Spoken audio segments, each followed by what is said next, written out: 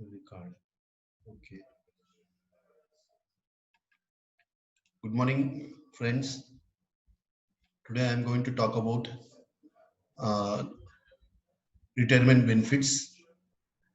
And the retirement benefits, as already understood from the last class, are basically three.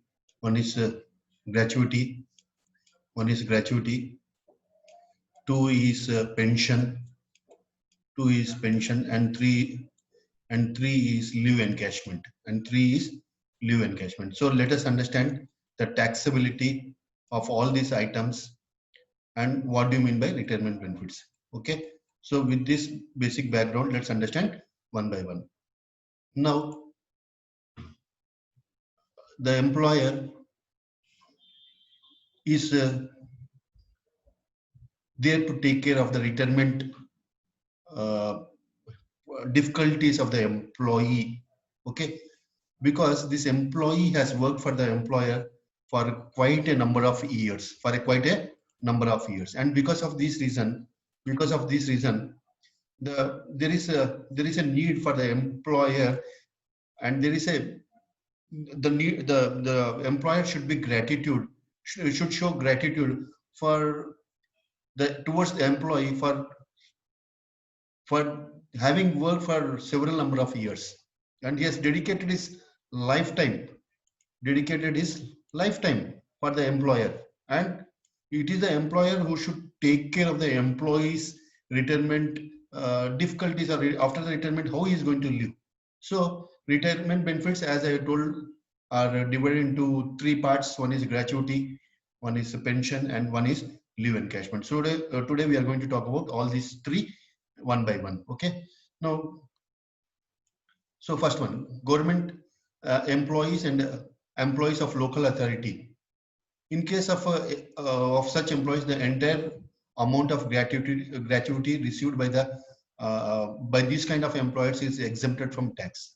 Nothing will be added to the gross salary. Uh, for example, if for example, employee is working in a government organization under the government, like state government or central government. Okay, now uh, now uh, if he is receiving gratuity at the time of retirement, then the rule says that uh, nothing is taxable. Nothing is taxable because the gratuity is received by this employer from the employee. Number one. Number two. Now, gratuity received by the government employee is understood. Now, let's understand the taxability of gratuity received by the employee who is in private organization or working under private. So how the tax will be? What is the taxability? The nature of a tax. Okay, let's understand that. Okay. Now let's look at the slide. From this slide, we will come to know. So first and foremost, the rule says that if the employee is covered under Payment of Gratuity Act 1972, if the employee is covered under uh, Payment of Gratuity Act 1972 and is getting gratuity under these provisions of Payment of Gratuity Act 1972. Okay, in such a case, in such a case, employees who are covered under the Payment of Gratuity Act, we have to calculate all these three things. And after calculating all these three things, whichever is the lowest, then that is exempted from the tax. Whatever is the result you are getting out of these three, and after calculating all these three items, whichever is the least is exempted from tax. So one small correction to my previous class. Here in this case, I mentioned that the government specified limit is rupees 20 lakhs, 10 lakhs, sorry. But there are some changes which has taken place for the financial year 2019-20, and it is previously it was 10 lakh rupees, but this government has increased this statutory limit, we call it, to 20 lakhs from 10 lakhs. So please make a note of it. So this correction I am I'm just sharing with you because you should not go wrong. Okay. Now, if the employee is covered under Employment Payment of Gratuity Act 1972, then we have to calculate these three. Okay. The amount of gratuity actually received by the employee from the employer at the time of retirement. Gratuity is paid at the time of retirement, number one. Number two, 15 days salary for every completed year of service. So gratuity according to HR rules, HR laws is if you are working for an organization for 1 year, then you are entitled for half month salary. If you are working for every completed year of service, you are entitled for half month salary in simple terms. Okay, number one. Number two, so if you have, for example, you have completed you have before today you are retiring and it is found out that you have worked for 30 years. So for every year, half month salary is given. So just to calculate how much gratuity you are entitled, 30 months into half, because every completed year of service you are entitled to 15 days salary. So this is what is the meaning. This is the way gratuity is calculated in labor laws. Okay. So second, what you have to calculate 15 days salary for every completed year of service or part thereof. For example, somebody has worked for 49 years and 7 months. So this is rounded to 50 years. Okay. If more than six or more than 6 months, it is converted into full year. If it is less than 6 months, then it is ignored. For example, you have worked in the organization for 49 years and 4 months and 28 days. So this is below 6 months. So it is ignored. So for the calculation purpose of gratuity, only 49 years are taken into account, and 49 years into half month salary for each completed year of service. So 49 into half is equal to 24 and a half month salary. Now the next question will come, what is the salary which you have to consider? Okay. So for the purpose of calculation of salary, very important, what you have to do, you have to take this into account. Basic salary plus dearness allowance into number of years of service. Okay. So for the purpose of calculation of gratuity, you have to take salary as basic salary plus dearness allowance plus dearness allowance into number of years of service. Now, number one, number two is calculated, number one is calculated, number three, the third figure which you have to remember is rupees 20 lakhs. Government has told that above 20 lakhs, whatever it is fully taxable. So the minimum limit, the maximum limit to which you are exempted from taxes from gratuity is 20 lakh rupees. Over and above, it is fully taxable. So this is the third. Among them, whatever is the lowest, that has to be considered, and that is exempted from tax. So let's look one by one each. Maybe a numerical problem can be taken up for understanding it. Okay, just a moment. Now, just now you spoke that a government employee is exempted from tax if he is receiving gratuity, whereas private employee and he is receiving the gratuity under provision of Gratuity Act 1972. That is the rule. Now, if the employee is working in a private employment and is not getting gratuity under the provisions of Gratuity Act 1972, then you have to go for the calculations as shown in the slide. So what are these calculations? Let's understand one by one. So again, there are three rules. If it's not receiving the gratuity under the provisions of Gratuity Act 1972. So again, the same thing, but in that case, it was half months. When you are calculating half month salary, it is 15 by 26. But here, if you look very carefully, it is half, which is 15 by 32. 15 by 30, sorry. 15 by 30. So in that case, the calculations are done on the basis of 15 by 26. Here, in this case, we are doing 15 by 30 for the purpose of calculation of salary for completed number of years, and for calculating gratuity 15 by 30. So all the other things are remaining same, like salary is equal to 10 months salary, which we have to take preceding the retirement. Okay, so here last 10 months salary is highlighted.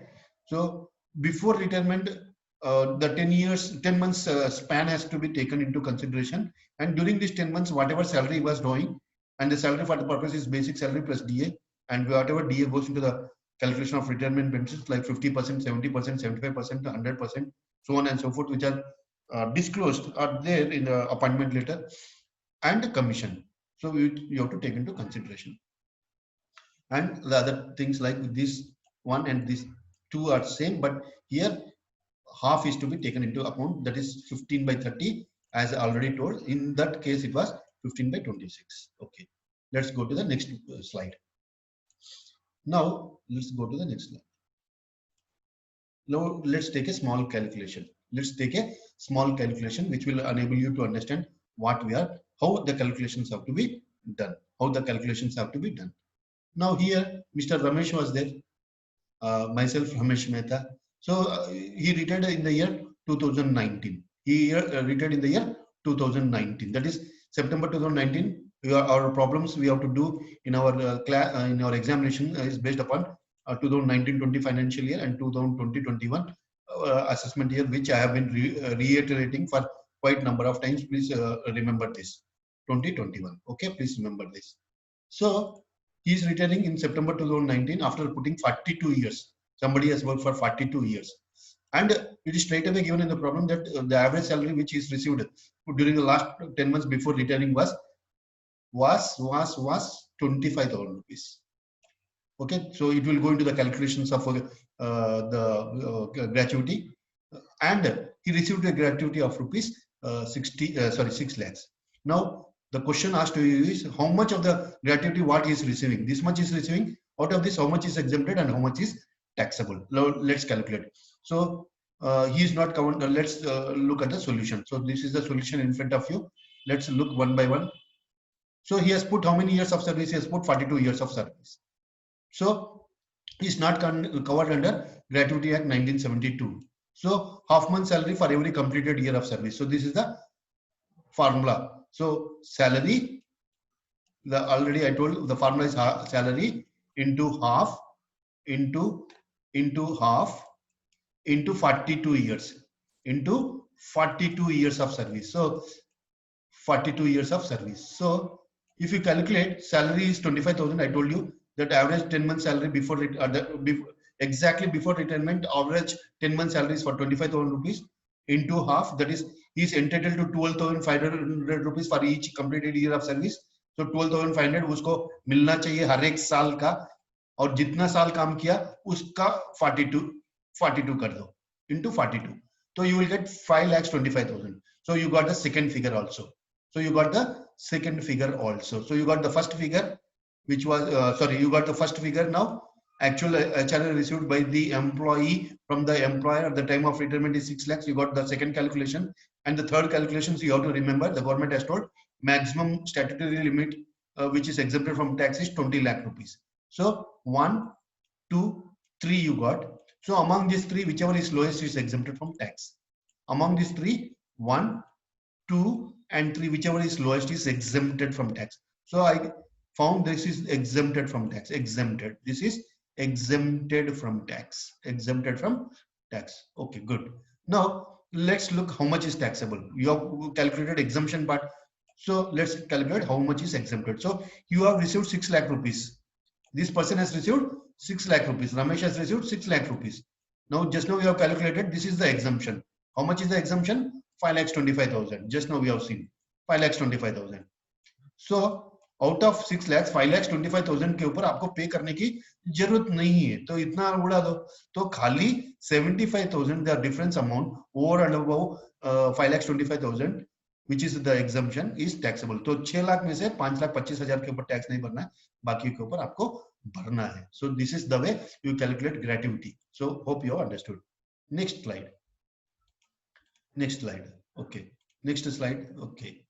So just I will remove the annotations and we'll carry forward our discussion. Okay. Now another problem is there probably. We'll see that also. Now this guy is Mr. Rakesh is covered under Gratuity Act 1972 and he retires on January 2020. So again the problem is of 2019-20 financial year and the assessment year is 2020-21.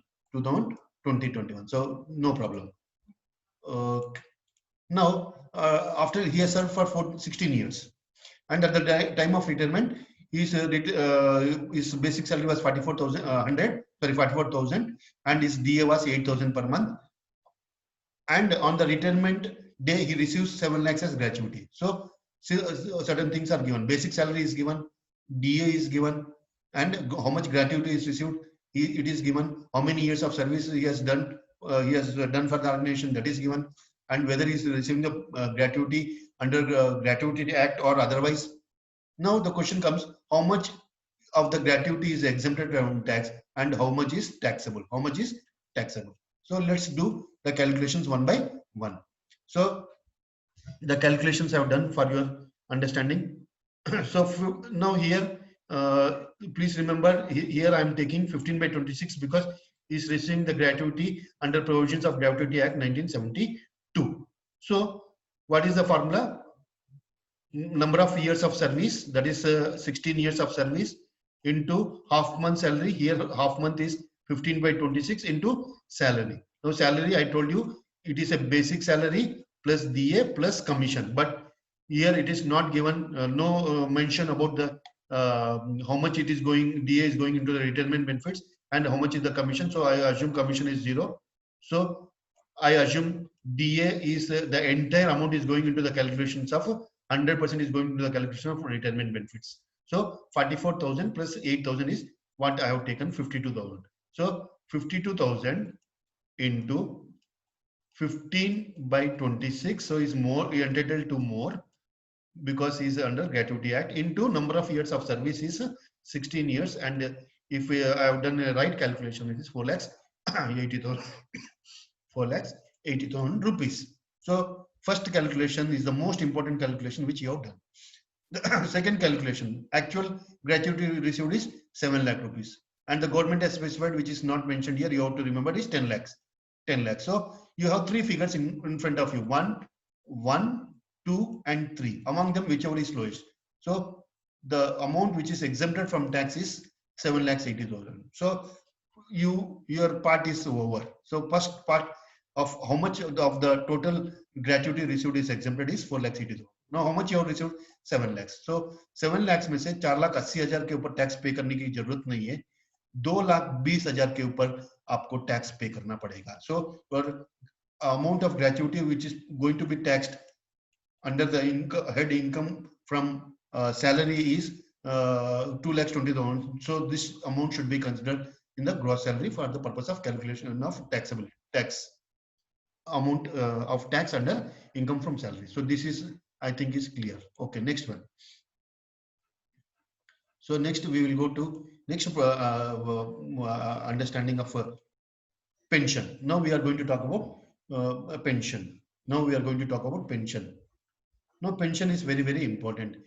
Okay. Now pension is nothing but it is a retirement benefit, as we popularly know. Okay. Pension is nothing but it is a retirement benefit which everybody knows the importance of a pension and why it has to be given. We will not go into those details. Now pension is divided into 2 parts. It is a commuted pension and uncommuted pension. So these are 2 technical words which you have to remember. So one is commuted pension and one is uncommuted pension. Commuted pension means lump sum payment of pension. Lump sum payment of pension at the time of retirement. At the time of retirement.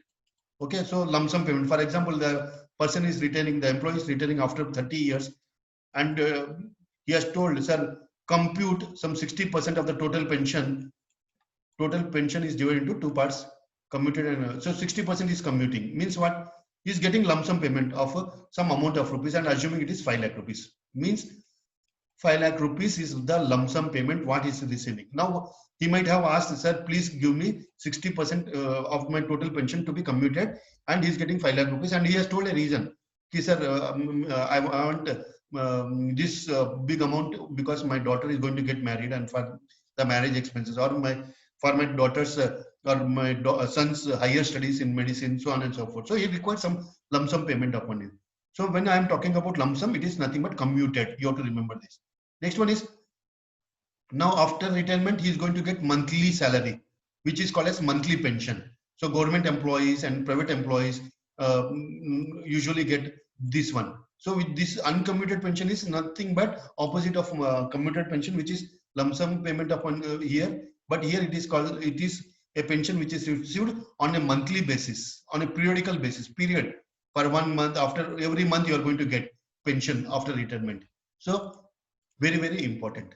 So having understood this basic elements of pension, that is commuted and uncommuted. Commuted means lump sum and uncommuted means periodical payment of pension. We will understand how much is taxed, how much here, what is going to happen here, what is going to happen, whether this is taxable or not, whether this is going, what happens to a government employee when he is receiving so on and so forth. We are going to discuss. Okay. Now next one.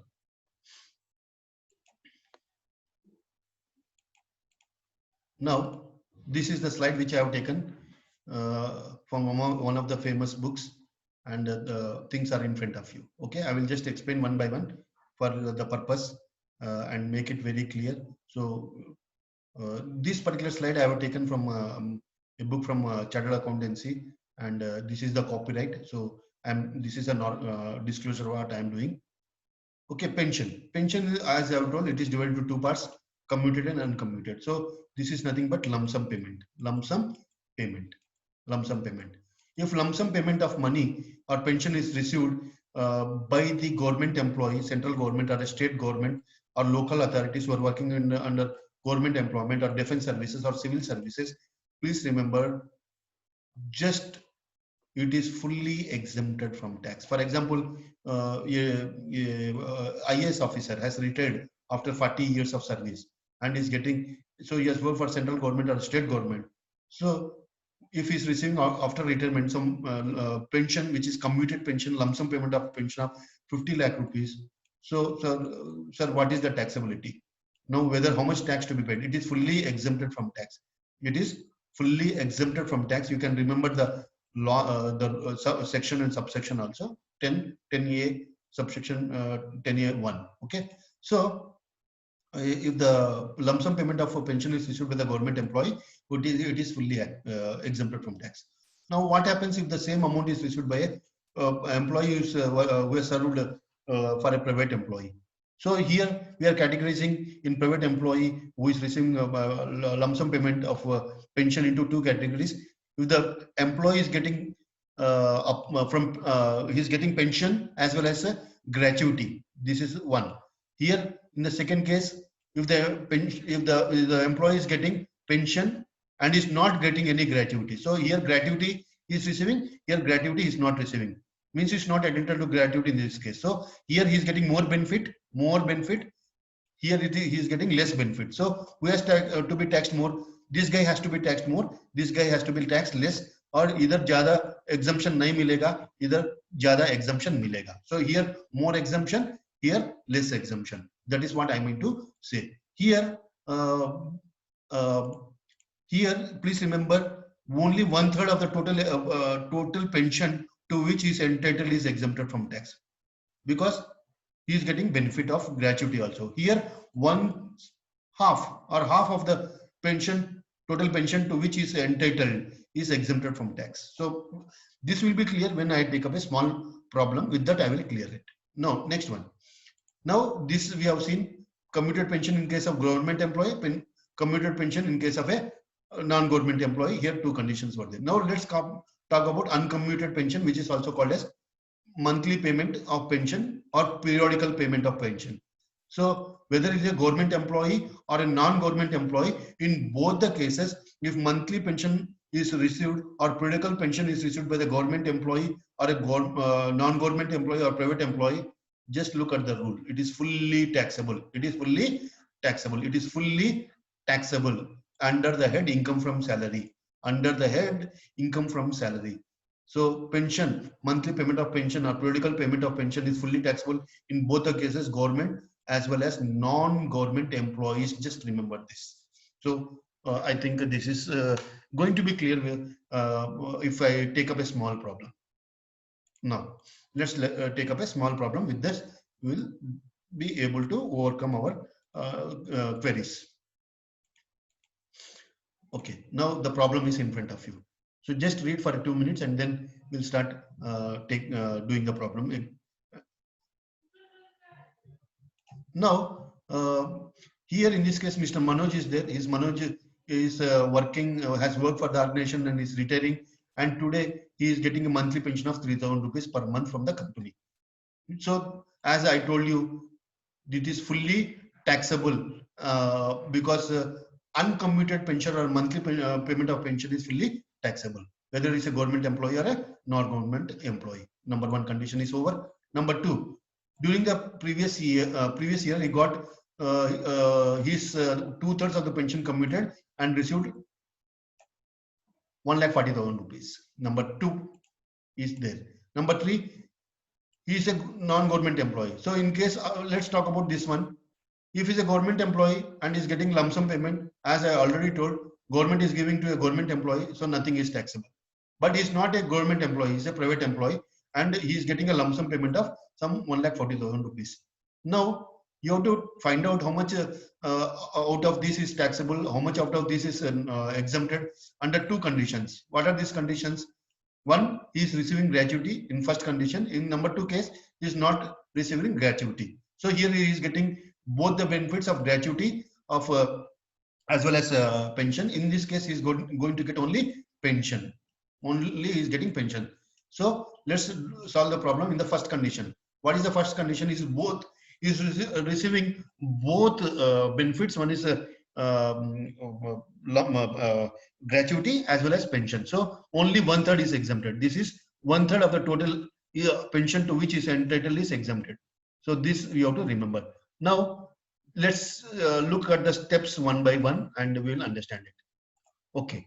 So total pension, how much is the pension is receiving, commuted pension is receiving 1,40,000. So 1,40,000, something is going to be exempted and something is going to be taxable. Out of this, something is taxable and something is exempted.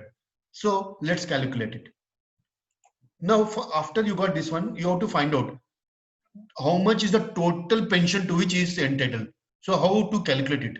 So 2/3 is getting 1,40,000. 2/3 is 1,40,000. So what about full payment, full pension? Full pension, how you calculate it? How you calculate it? Full pension is, how do you calculate it? Full pension or total pension is equal to 1,40,000, 1,40,000, 1,40,000 into 1,40,000 into 3/2. Okay, this is simple mathematics. You can do it. And if I calculate the total pension to which he is entitled is 2,10,000 rupees. So this is the way you have to calculate. 2/3 is 1,40,000. So full amount kitna hoga? Full pension ko kitna hoga? 1,40,000 into 3/2. That is reverse. You have to do this. Reverse you have to do instead of 2/3. Just reverse to 3/2, and you will get at least 2,20,000. So now I will show you a small diagram. 2,10,000 is the total pension, out of which he is getting 1,40,000 as commuted, and the remaining till his death he is going to get rupees 3,000 per month. Okay, this is the way you have to comprehend and fathom the division of pension into two parts, commuted and uncommuted. So hope you have understood it. Now, so you have calculated full pension and commuted pension. Now, out of this 1,40,000, how much is taxable? How much is exempted? The rule says that 1/3 of the total pension is exempted from tax. So now look at this. 2,10,000 is the total pension. Now you calculate 1/3 of it. So 1/3 calculate kiya is equal to 70,000 rupees. 1/3 is 70,000 rupees, and the rule says this is exempted from tax. This is exempted from tax. So this is exempted from tax. 2,10,000 into 1/3 is exempted. 70,000 is exempted. So how much is taxable? So how much is the total commuted pension? The total commuted pension was 1,40,000 rupees, which he has received. And just now we have calculated that this is exempted from tax. 70,000 is exempted from tax. So how much is taxable? 70,000 is taxable. So how much is taxable? Out of 1,40,000, 70,000 is exempted. So 70,000 is taxable. So I have written here the balance of 70,000 rupees is taxable. So hope you have understood it. Now next one. Next one is case 2. When he is not receiving gratuity, but only one benefit he has got pension. Only pension, no gratuity. So similar calculations, but half of the total pension is exempted from tax. Just now we have calculated 2,10,000 was my total pension. Just now I have calculated. So first you have to write what is the total commuted pension he has got. You got 1,40,000 rupees. Now you have to compute how much is exempted from tax. So I have just written here total pension into half is exempted from tax. So 2,10,000 into half. If I calculate this, it is, if I calculate this, it is 1,05,000 rupees, which is exempted from tax. So out of 2,10,000, what is getting? 1,05,000 is exempted. So now how much is taxable? So how much is taxable? Let's do the calculation. So how much he has received? 1,40,000 lump sum payment he has received. How much is exempted? 1,05,000 is exempted. So here I have written 1,05,000. If you look, so 1,40,000 he has received, 1,05,000 is exempted. So taxable is 35,000 only. So look at the difference. Here the tax, here the taxable is 70,000 rupees. In the first case, it was 70,000 rupees, which is put to tax because he is receiving both the benefits, gratuity as well as pension. In the second case, he is only getting one benefit, which is pension. So less tax and more exemption of. Here only 35,000 is taxable out of 1,40,000. So this is the way you have to understand the calculation part of pension, and particularly our uncommuted, commuted pension, which is lump sum payment of pension. Now next one. Let's go to the next slide and look at the other retirement benefit. The other retirement benefit. The other retirement benefit is leave salary. So leave salary is nothing but if an employee works in an organization and he is entitled for leave, and if that leave is unavailed during his service, so at the time of retirement, that can be encashed in simple terms. In simple terms, okay. Now let's do the theoretical part. Employees are entitled to various types of leaves like medical and casual, okay, or it lapses before he retires. So earned leave is a kind of leave which an employee is said to have earned every year, and for this he is going to get equal amount of salary. Okay, it is allowed to be carried forward if something is unavailed. Some leaves are unavailed for a particular year, and that unavailed leave will be getting accumulated, and they get carried forward, and they get accumulated, and they can be converted into cash if at all, if they are still lying unutilized till or unavailable till the time of retirement. So hope you have understood the basic elements of leave encashment. Just it is encashing of leave in simple terminology. Okay. Now next one. Now we'll see what is going to happen to the leave salary which is receiving at the time of retirement. Okay, and at the during the service. What is the taxability? Now, if leave salary is encashed, leave salary is encashed during the service, or when he is still in service and is encashed it, whether it's a government employee or a non-government employee, it is fully taxable. So the government doesn't encourage that you should encash your leave during the service. Whether it's a government employee or a non-government employee, it is fully taxable. Now let's come to leave encashment. If somebody is encashing at the time of retirement or on termination, he is encashing it. Okay. For this purpose, we have divided the employees who are encashing the leave on the date of retirement or the day of retirement. For this purpose, we have divided the categories of employees into two categories. One is government employee and non-government employee. So as the rule for gratuity or pension is in the same way, government employee, if he is receiving leave salary at the time of retirement, it is fully exempted from tax, because government will give salary leave encashment to the employee, and then it is taxed. It looks pretty ridiculous.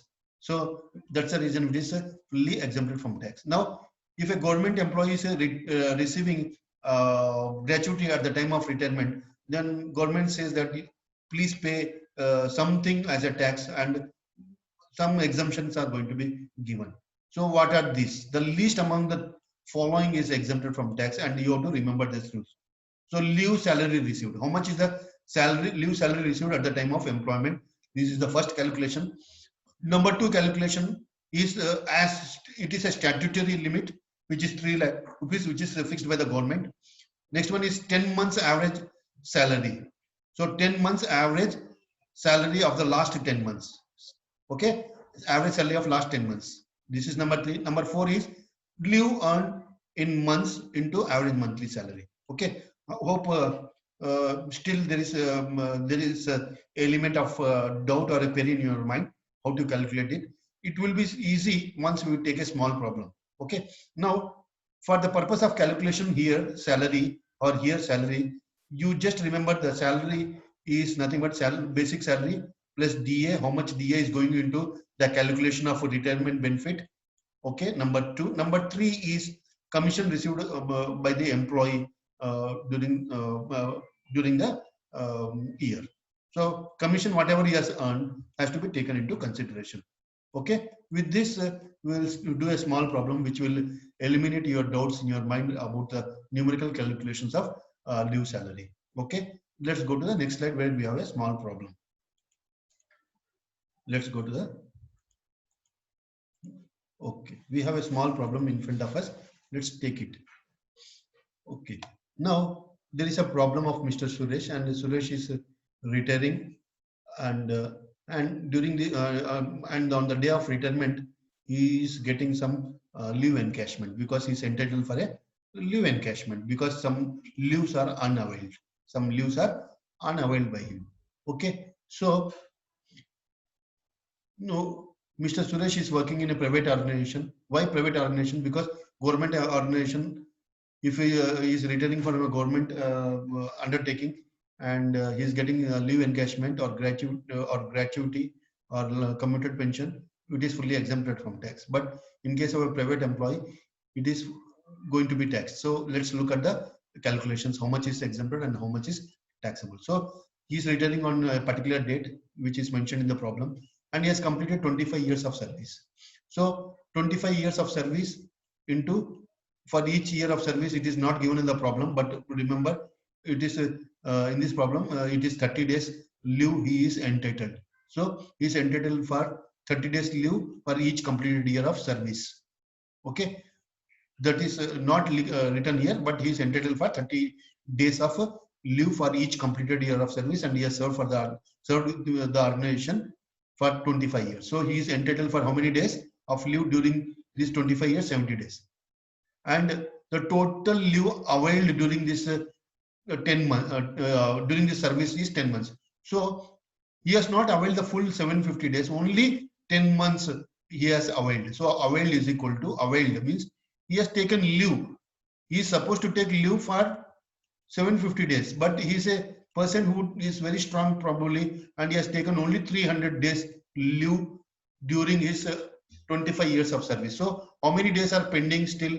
450 days are pending, which is called as leaves to the credit of the employee.